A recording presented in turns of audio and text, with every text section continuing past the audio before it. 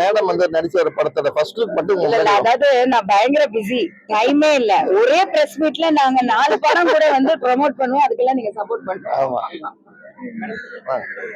Okay, this is a film which is the title வந்து close to my heart because I think நம்ம வளரும்போது அந்த 90sல வந்து ரொம்ப ரொம்ப பாப்புலரான lady super star was Vijayashanti and I think one of the first lady superstars எனக்கு ஞாபகம் இருந்து.